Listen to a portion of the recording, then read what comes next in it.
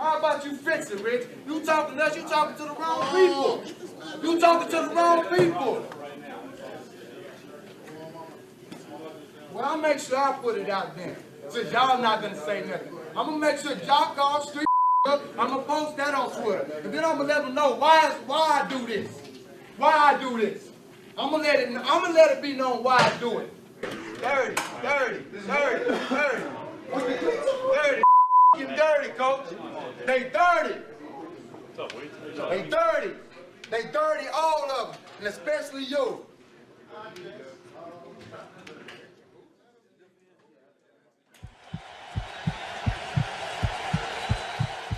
Quarter of the way through the season, and Brandon and Ron lead the predictions for the year, with Ron being the only guy to pick 6 correctly in 1 week.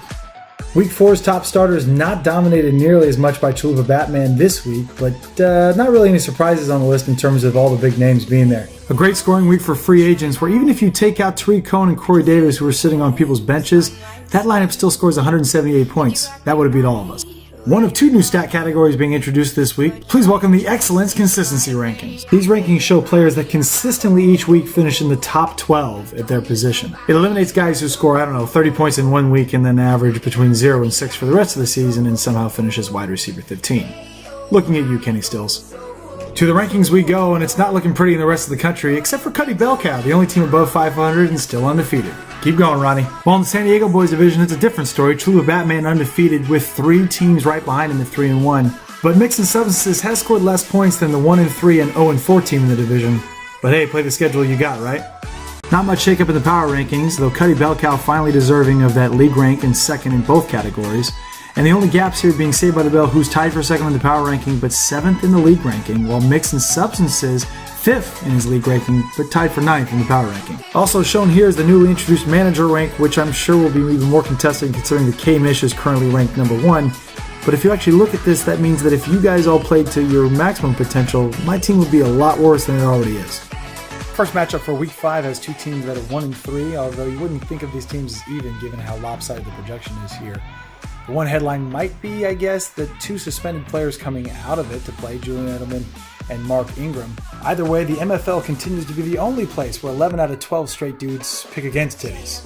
But Dean still has faith. The 3-1 for Netflix and Chill trying to be the first team to take down Chalupa Batman this year, but he's starting 2 running backs that are backups to 2 of his other running backs that are on his bench this week.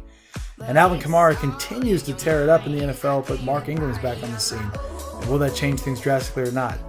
The league doesn't think so this week, with everybody picking in favor of Chalupa, including Will. The upstart 3-1 Mixing Substances takes on the 1-3 Crying Jordans, who finally got his first win last week and has been sticking to a similar lineup all year. He's also MIA in the group chat, but is finally watching his running backs come alive. Meanwhile, Mixing Substances had Rob Gronkowski on his team for all of, 2 days before trading him away, and now starts Vance McDonald at the position, but does have Joe Mixon back. The league, however, picking Brandon here, either that or they're showing their public disapproval of Brad trading away Gronk so quickly. Cuddy Bell Cow, coming off a huge Week 4 victory in which every MFL team picked against him, besides himself, faces an angry Blitz All-Night team who lost by 1 point last week against Chalupa Batman. Sheridan happy to see Christian McCaffrey back in the lineup, although 2 of his players faced the Jacksonville defense this week. While Ron's made more trades in the past week than most teams will make all year. It's been working for him so far, but the league thinks that this is the week yet again where Ron's undefeated season will come to an end. In what's projected to be the most even matchup of the week, the 0-4 Just Win Maybes takes on the 1-3 The Process. This is one of those games that Landon's going to need to win to ensure that he doesn't finish in last place again this year. While Shot has 5 guys in his starting lineup whose injury designation matches that of what most people see his team as. Questionable. The league split on this one. It's a matchup between a 1-3 Kriebel and a 3-1 Kriebel in this week's Game of the Week.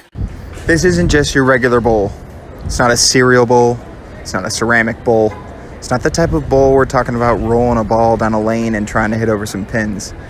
Boys, this is the Kriebel 2018 edition. And it's going to go down a little bit like this. We've got Rich Homie Saquon's against Saved by the Bell.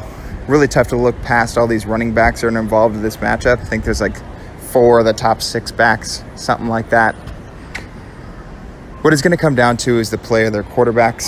Got Andrew Luck on the side of Saved by the Bell. And we've got Matt Ryan starting for Rich Homie Saquon's, which is the difference this week in that Slender pulling the big dick move and sitting Rodgers for a week to play with a hot Matt Ryan. I think that is really going to be the difference in which Rich Homie Saquon's takes this one by a margin of 7, 143 to, if I'm doing the math right, that's like 136. Rich Homie Saquon's on top in the Cree Bowl 2018. Peace. Gentlemen, for Netflix and Chill checking in for the Week 5 edition of Fantasy Advice from a non-fantasy expert. 2 things for you this week. Number 1, pick up whoever I drop. Dropped Deshaun Jackson before Week 1. What has he done since? He's wide receiver number 8. You're welcome, Brad. What did I do last week? Dropped Tariq Cohen. Went off for 29 points. You're welcome, Brandon. Also, dropped Nyheim Hines. 23.8 points. You're welcome, Casey. Glad I could help everyone out. This week, just an update, we dropped Cole Beasley and Alfred Morris. You may want to go snag them as soon as possible. Tip number 2, handcuff your running backs, especially if they wear number 27 and they went to LSU and they play for the Jags. You may want to handcuff a backup for that guy. And you can also time that your commissioner will text you every week to remind you, hey, I still have that handcuff and you may want to trade for him. It's not going to happen. So, in the draft, don't get drunk off Espolone. Handcuff your running backs. You'll be okay. Good luck, boys.